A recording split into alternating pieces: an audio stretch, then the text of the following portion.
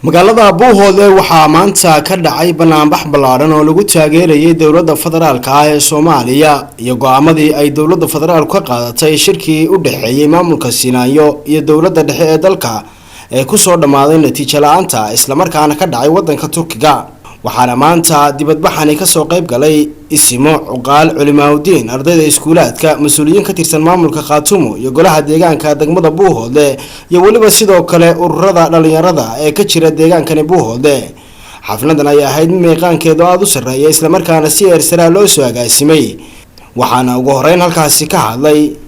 afhayeenka golaha deegaanka Saleebaan Dheere iyo sidoo kale wasiirkii hore wasaaradda arrimaha gudaha maamulka Khaatumo Yaasiin Axmed Sulub sidoo kale waxa isaguna halkaas ka hadlay wasiirka wasaaradda warfaafinta maamulka Khaatumo Axmed Gacmo Yare wasiirka wasaaradda arrimaha bulshada maamulka Khaatumo Faarax Cadde Faarax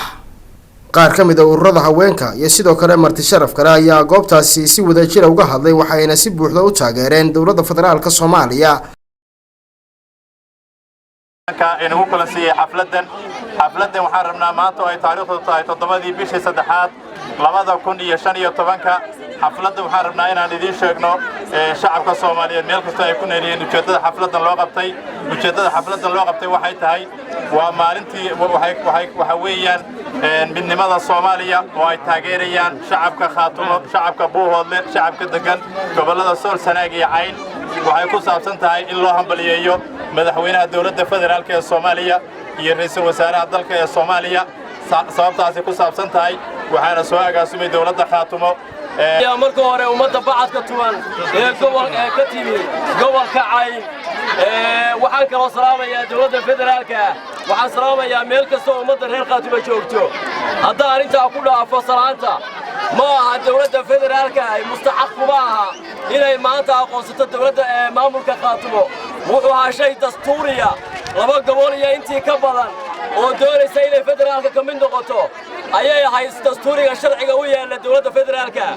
haddii ay indhaha ka meermeeriyeen oo maanta ilaahay xaqa ku soo duway waa shay mustaxaq ah oo lagu lahaa dadkani wuxuu u taagan yahay oo u tuman yahay oo diyaar u yahay inuu ka mid noqdo dawladda federaalka inuu calanka u wado ma aha in lagu daro dad aan doonaynin wadajirka ummadda Soomaaliyeed inta aan doonaynin waa inta u dhaxaysa burca iyo Hargeysa ama Berberiya Hargeysa oo kaliya kadib waxaanu kala salaamaynaa madaxweynaha Soomaalida federaalka ra'iisul wasaaraha waxaanu kala salaamaynaa gobolada Soomaaliyeed oo dhan baanu salaamaynaa wixii saxal baxsan golaha Khaatumo Soomaaliya State waa soo dhawaynaynaa waxaanu leenahay shii bukay ku bikacso waxaan rabaa inaan laba kalmadood idin ilaahdo marka koowaad waxaanu mahadnaq u jeedinaynaa madaxweynaha dawladda federaalka ee Soomaaliya Dr. Xasan Sheekh Maxamuud annagu sida qolyahan waqooyi galbeed degan man ilaana ictiraaf baanu rabnaa madaxweynuhu nama ictiraafna ma rabno wada shaqayn baanu ka rabnaa waxaan nahay deegaan Soomaaliyeed oo maamul samaystay inuu nala ogolaaday muddo dheer dadka reer Khaatumo ay halgamayeen shaqadii ay hayeen inay hay'adii dawladda federaalka inuu nala gartay madaxweynuhu ku maashay waxaan rabaa halkan inaan uga mahad celiyo xukuumadda uu hogaaminayo Dr. Umar Cabdirashiid Cali Sharmaarke oo xukuumaddii dhawaan la dhisay iyadana waa taageeraynaa sida ay maamulkayga uga raali noqdeen in la shaqeeyaanna waa ugu mahad celinaa ra'iisul wasaaraha iyo xukuumaddiisa intaa ka bacdi dadka reer Khaatumo bacadkan tuman gaar ahaan gobolka Cayn waxay taageero buuxda u muujinayaan go'aankii saxda ahaa ee muddada dheer ay sugayeen ee ay ka qaadatay wada hadalladii Turkiga oo markii hore aanu odhan karno beel baa lagu qancin jiray wadadii saxda ahayd ilaahay ku soo riday baa mahadle annaguna waanu ku taageersanaa waanu ku faraxsanaa waxaa la yiri oo geela loogu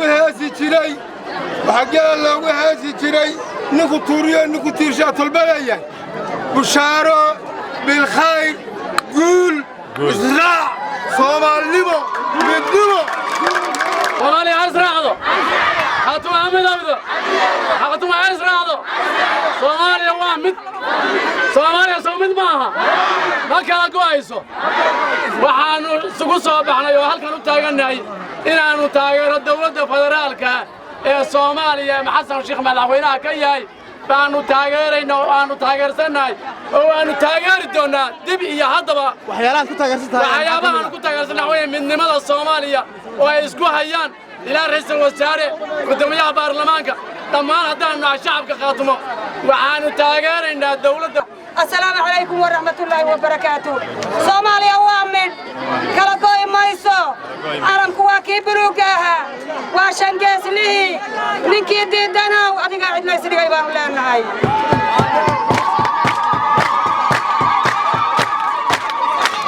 بلشاغاقات وهداي صوبنا بهين بلشاغاقات وهداي صوبنا بهين بلوغ لا وعالم كوان وبابانا هيا مارا لسابو في يبولي نغوما بالي ساوي يسامال اللغو برتا حدك تشان تبالي وابركا كاغتال بدان ديرو ودون كاتكو باسنتاي وبركو مطالنا نقسنكو بديرو بيله لا ديد يأيو بيدي قاتيال نكيد دمع باعنا يوسك قبقو حسن شيخ محمود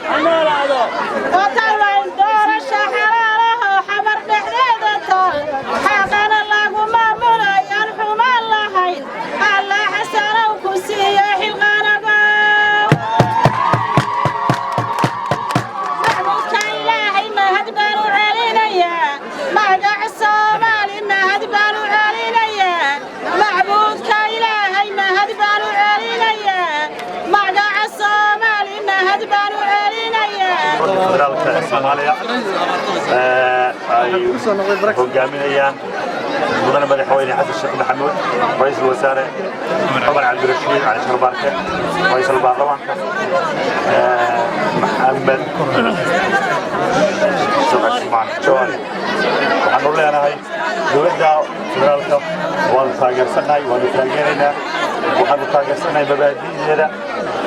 siyaasadeeda shuruucdeeda koobaadida baan taageersanahay waan kula shaqaynaynaa waxaanu u hambalyeynaa dawladda u hambalyeynaa waxaanu leenahay guul kale u soo yeetay ummadda reer Khaatumo oo maanta barnaamijkan lagu taageerayo waanu u hambalyeynaa waxaanu leenahay wada shaqayn wanaagsan dawladda federaalka iyo Khaatumo guul Khaatumo Soomaaliya waxaan halkan salaam ballaaran uga soo jeedinayaa madaxweynaha dawladda federaalka Xasan Sheekh Maxamuud iyo ra'iisul wasaaraha dawladda federaalka Umar Cabdi Rashiid iyo waxaan halkan salaam gaar ah uga soo jeedinayaa madaxweynaha dawlad goboleedka Khaatumo. اوكي بسم الله الرحمن الرحيم مدة صحافية كانوا قبتي وحوي لبك المدود وكلية تكواد وحوي وتاجروا دولة الفدرال كالصومالية سيدا أي شركة هدي بكوري هاي تركيا كدعي دبوشيت الصومالية أي أسوء أجاسنتي ومالنتي أي لباتهم كن أو هدي بكوري دجاج ماذا خاتمه SSC كقوبان أي أوبنتين ونفتو ذو واين sababtuna ay tahay midnimada Soomaaliyeed waxaan doonayaa in qof kasta oo Soomaaliya oo wadaniga la xusuusiyo in dadkan daraawiishta la yiraahdo magaca daraawiisho kaliya baa laga sitaa arintaas iyada ah iyo halyeegii hogaamiyihii Sayid Maxamed Cabdulla Xasan oo kaliya baa laga sitaa laakiin taariikhda laguma xuso 20,000 oo daraawiish ah oo ku nafweyday dagaaladii isdaba joogga ahaa ee ay la galeen shantii gumaysi ee Soomaaliya qabsaday ee ahaa Ingiriiska Talyaaniga kamid ahaa Itoobiya kamid ahaa maxaan ku yiraahdaa Kenya kamid ahay lama xuso waxaan ku baraarujinayaa ummadda Soomaaliyeed iyo dawladda federaalka ahba dadkaas u waayay midnimada Soomaaliyeed naftooda in taariikhdooda iyo magacooda la xuso. Wassalaamu calaykum waraxmatullaahi wabarakaatuh.